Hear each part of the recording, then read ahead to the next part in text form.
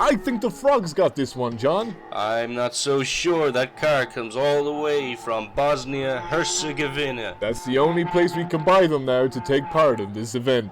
Biohazard cards. Biohazard cards. Oh, hello. Welcome back. I'm not sure if you're aware, but GDKO 2023 has reached the semi-final stage. I don't know about you, but that's kind of a big deal. To make it this far, you need some serious tenacity, some unrelenting staying power, the ability to not get sick halfway through, and most importantly, a game that Vimlark doesn't hate, because he's the one judging the wildcard. Speaking of wildcards, in this round, the top 4 devs will automatically progress to the final, and the remaining 6 will be fighting it out for the remaining spot, chosen by the one and only Blue Monkey himself, Vimlark. But more on that later. First up, we need to check out the games submitted by our semi-finalists. At the start of the year, 101 devs managed to submit a game to round 1 of GDKO. Over the course of 5 rounds, we've whittled these hopeful game makers down to 11. 10 of those 11 managed to get a game submitted, but only 5 of those 10 can progress to the final of GDKO 2023 and fight it out for the highly coveted t-shirt. The task for the semi-final was to invent a new sport and turn it into a game. There was much debate in the Discord over what actually constitutes a sport, as theoretically anything from chess to monster trucks could be a sport. I guess it depends on how many spectators there are. Anyway, definitions aside, here's what you guys submitted in round 5. Game favourites joined GDKO 2022 and made it all the way to the semi-finals, submitting a game called Egg Baguette, earning him a joint 5th place finish and narrowly missing out on the final spot. This year, Game Favourites has flown under the radar with his continuation of the game One-Eyed Pete, ranking in at 49th place in round 1 before jumping up to 17th in round 2 with One-Eyed Pete levels 1 and 2. In round 3, Game Favourites climbs again, in at 14th place with One-Eyed Pete versus the Kraken. Round 4 pitted Dev versus Dev, then in a cruel twist of fate, Game Favourites was paired with Brainfart Studio, who ranked 7th, meaning Game Favourites needed a 6th place or better finish to win with his game, Mecha Melia. History wasn't about to repeat itself, however, as Game Favourites did enough to sway the favour of the guest judge, Wannabe Manisha, and earn the wildcard spot and advance to the semi-final. In round 5, Game Favourites came out swinging with Bubble Droppers, a game where you have to collect air bubbles to stay afloat. Hop from one bubble to the next for as long as you can, whilst avoiding all sorts of marine life, to gain a high score and rank on the global leaderboard. Has Game Favourites done enough to beat his GDKO 2022 journey and make it to the final? Back in January, Nut set the bar pretty high with his round 1 entry, Astral Plane, ranking 6th. Nut immediately began to climb the ranks with 4th and 5th place finishes in round 2 and 3 with Mr. Television and Shotgun Exorcist, a game that cemented Nut as a top contender while simultaneously unleashing a jiggly pixel butt on the community. Nut continues to hold firm as a top 10 contender with a 10th place finish in round 4 with the game Mush Rush. Will round 5 prove to be one step too far, or will Nut ride his way into the final with Spearfall, a game where you have to throw a mighty spear into the heavens to destroy the gods?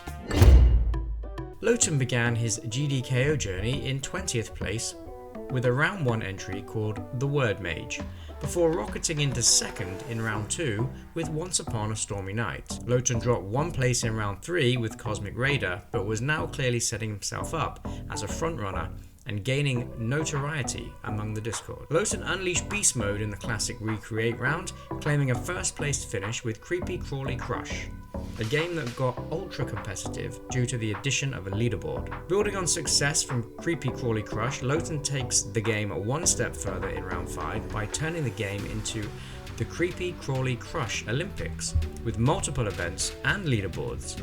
If one leaderboard can get you a top spot, I wonder what an Olympics full of them can achieve. You'd be forgiven for thinking Crayon Melon might not reach the semi-finals after a round 1 ranking of 52nd with the game Purgator.io. But they flew up the ranks in round 2 with Occupied, a game set in a toilet, and an 11th place finish. Narrowly missing out on the top 10, Crayons were sharpened in round 3 as Boss Rush, a favourite among many in the Discord, landed in 7th. Centipede Jr. placed 9th in the classic Recreate round, keeping Crayon in the top 10 for 2 consecutive rounds, and knocking Emma out in the process. Crayon will be looking to improve once again if he's aiming for one of the top 5 finalist spots, but will the game Car vs Frog be enough to earn it? Play as either the car or the frog in this high score based arena style battle. How far can a duck travel in 5 months? Well, stick it on wheels and evidently the semi-finals, because that's just where Simon CB has landed with the Duck on Wheels saga.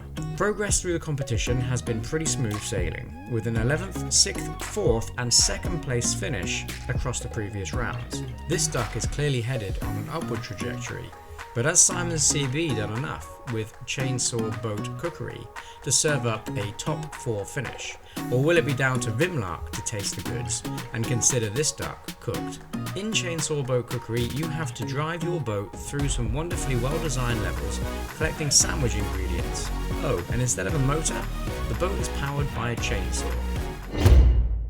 We were first introduced to Icy Games in round 1 with his 10th place finish, Plane Shifter, Enter the Feywilds. Icy then dropped out of sight in round 2 with a 13th place finish with the game Sometimes You Feel Sad. He wasn't gone for long though, as community favourite Gladiator Beats stomps its way into 2nd in round 3, putting Icy firmly back among the top contenders to reach the final. Icy returns in round 4 with arguably one of the best games to come out of GDKO 2023 in Frontline Gardening.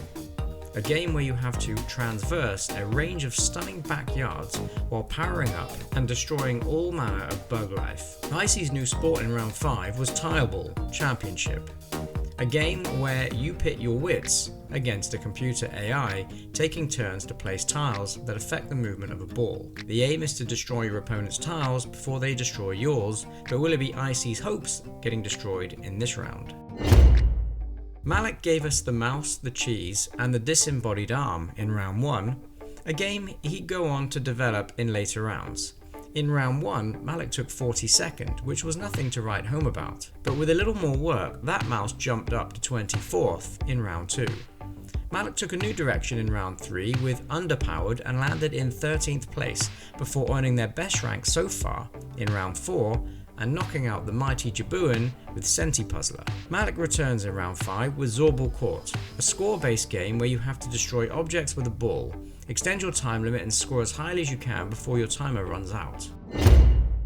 Sigil brought us Crafts and Combat back in round 1, which landed in 13th. A later edition of a boss fight would skyrocket the game, but it would have to wait as Sigil's round 2 entry Memento only ranked 22nd. Crafts and Combat returned in round 3 with the boss fight edition, earning Sigil 5th for his efforts. Sigil hung on in there in round 4 with Creepy Crawly before submitting their latest entry Target Ball in round 5. Run the maze of targets against the clock, throwing balls at bullseyes.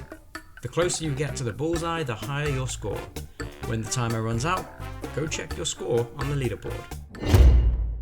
We first saw Leo Lim in round 1 with his stunningly beautiful game, Uyuni, which landed in 9th place, and setting a precedence for what was to follow. What did follow was the game Unity and a 12th place finish. Leo was making a home for himself just outside the top 10 with another 12th place finish in round 3 with the game Usurp. But the trend was bucked in round 4 with an 8th place result and a game called Umbra, a wonderfully polished clone of the original 1980s arcade classic Centipede. Will Leo be fit enough for the final? His game Unfit needs to have done enough to earn a top 4 finish, or he will be at the mercy of the mighty Vimlark. If you've been hanging around the GDKO Discord, the name Space Spy should be a familiar sight. Space Spy has been in and around the top 10 for most of GDKO, starting with a 12th place finish in round 1 with Veggie Boy vs Meat Man. Straight upward momentum carried Space Spy into 5th place in round 2 with the Cave of Sound, followed by a 10th place finish in round 3 with the reintroduction of Veggie Boy taking on the boss fight that is Meat Man. Space Spy attained their highest place finish to date in round 4 with Cyberpede, a wonderfully creative take on the task. Space Spy adopted a new rival in Simon CB ahead of round 5 as Ghostbit unfortunately didn't make it through round 4. Does the Spy have enough to derail the duck? We'll be finding out very soon.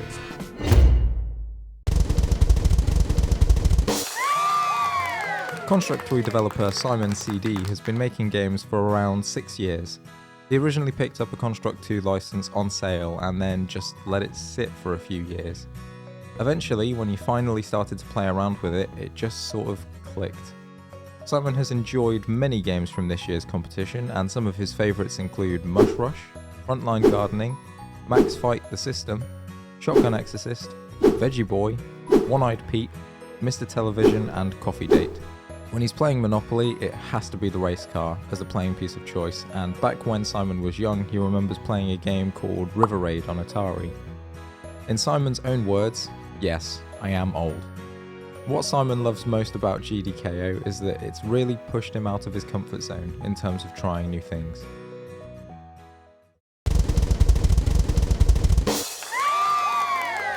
Crayon Melon entered his first game jam 6 years ago and has been making games ever since.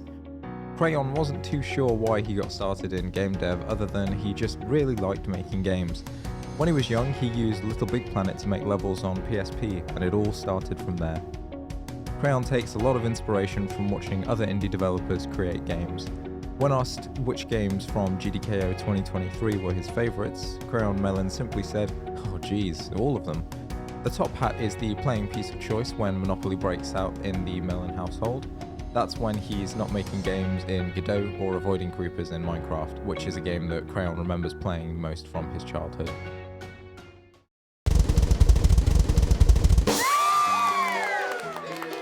Game Favourites began game development back in 2017. He got into game development because some of his fondest memories were playing video games with his friends, and he wanted to create memorable moments like that for other people too. Game Favourites uses Construct 3 game engine to make their games. Growing up, he spent most of his game playing hours on Micro Machines V3 for the PlayStation 1, and his favourite Monopoly piece is the Iron, but it has to start on the Arrowhead. Some of Game Favourites' favourite games throughout GDKO have been Lightspeed Hideout, Creepy Crawly Crush, Duck on Wheels, Escape, and The Mouse, the Cheese, and the Disembodied Arm.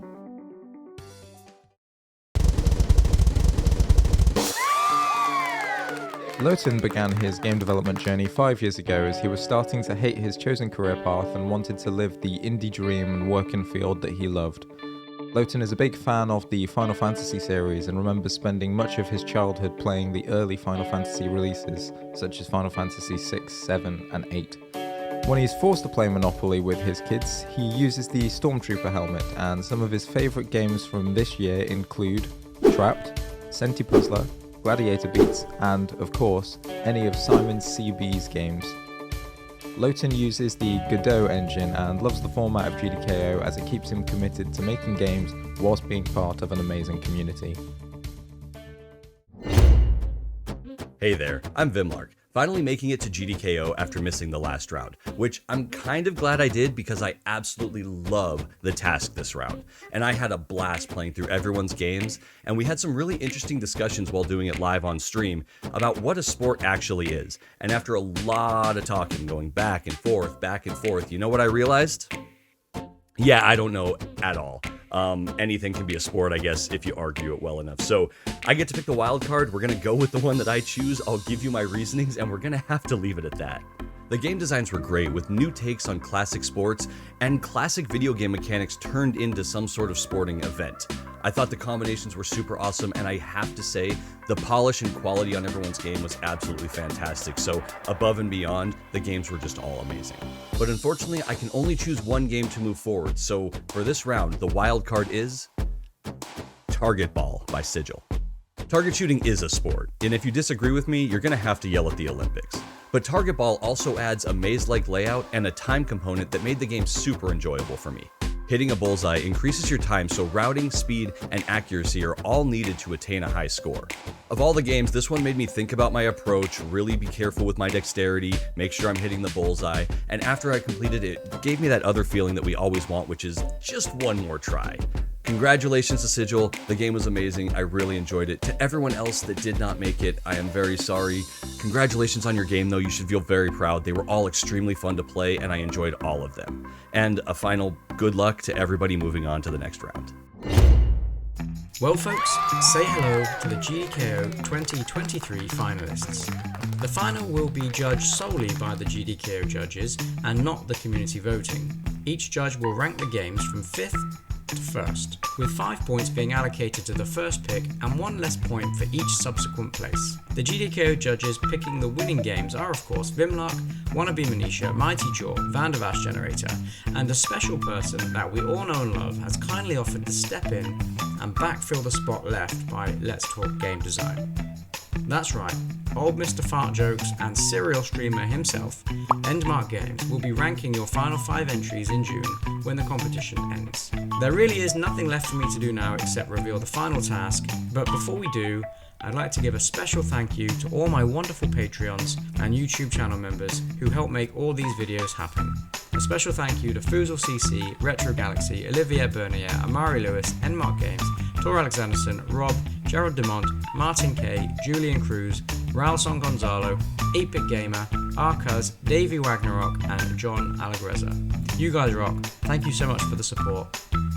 And to find out what's on offer on the Patreon, please check the link in the description. Last year's final task was to recreate any game from GDKO and improve it, which I thought was a great task. But after some feedback from the Discord, it turned out that perhaps it wasn't as good an idea as I thought. However, I still really like the premise of recreating something, and in pure selfishness, I'm going to indulge my inner attention seeker and ask you to recreate a game from my itch.io page. Some of them are utter garbage, and I'd love to see some more talented devs than me show me how I could improve them. The judging criteria will be how much better is the remake from the original, and I'll leave the interpretation of that up to our 5 GDKO judges.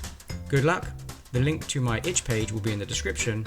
I'll rally the judges and we'll touch base at the end of June to reveal the winner of GDKO 2023.